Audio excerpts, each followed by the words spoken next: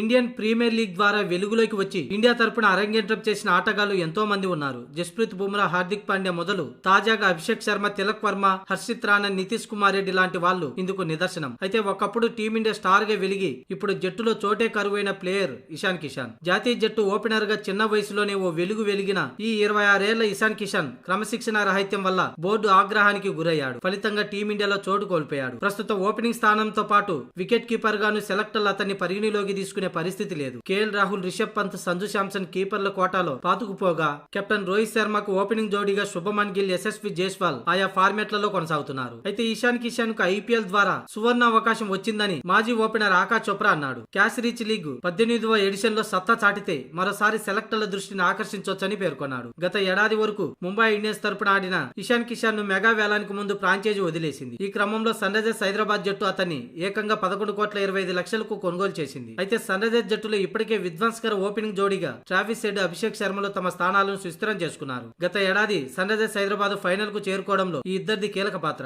కాబట్టి ఇషాన్ కిషాన్ కు ఓపెనర్ గా ఛాన్స్ రాదు కాబట్టి 3వ స్థానంలో బ్యాటింగ్ చేయవలసి ఉంటుంది. ఈ నేపథ్యంలో ఆకాష్ చోప్రా మాట్లాడుతూ ఇషాన్ కిషాన్ కు మరోసారి ఐపీఎల్ ద్వారా టీమిండియాలోకి ఎంట్రీ ఇచ్చేందుకు గొప్ప అవకాశం అని ఆకాష్ చోప్రా అన్నాడు. కారణం ఏదైనా టీమిండియా సెలెక్టర్లు అతన్ని అసలు పట్టించుకోవటం లేదు. రంజీల్లో ఆడి తనను తాను నిరూపించుకున్నాడు, పరుగులు చేశాడు. అయినా సరే అతడి ప్రాధాన్యాన్ని సెలెక్టర్లు గుర్తించడం లేదు. అతడి గురించి ఎవరు కనీసం మాట్లాడడం లేదు. జాతీయ జట్టులో స్థానం కోసం చేయాల్సిందంతా చేస్తున్నాడు, కానీ అసలు అతడి పేరు కూడా తెర మీదకు రావడం లేదు. వన్డేల్లో డబుల్ సెంచరీ చేయడం అందరికీ సాధ్యం కాదు, కానీ ఇషాన్ కిషాన్ ఆ పని చేసి చూపించాడు. భారీ సిక్సర్లు బాదగల సమర్థత, మ్యాచ్ ను ఒంటి చేత్తో మలుపు తిప్పగల సత్తా అతడికి ఉంది. దీంతో అతడు తిరిగి జాతీయ జట్టుకు ఎంపిక అవ్వాలంటే సన్ రైజర్స్ హైదరాబాద్ తరపున తప్పకుండా రాణించాల్సి ఉంటుంది. కాకపోతే ఓపెనర్ గా కాదు, 3వ స్థానంలో అతడికి అవకాశం రానుంది. కాగా మార్చి 22 నుంచి ఐపీఎల్ ఆరంభం కానుండగా సన్ రైజర్స్ హైదరాబాద్ మ్యాచ్ 23న తమ తొలి మ్యాచ్ ఆడనుంది. రాజస్థాన్ రాయల్స్ తో హైదరాబాద్ వేదికగా తలపడనుంది.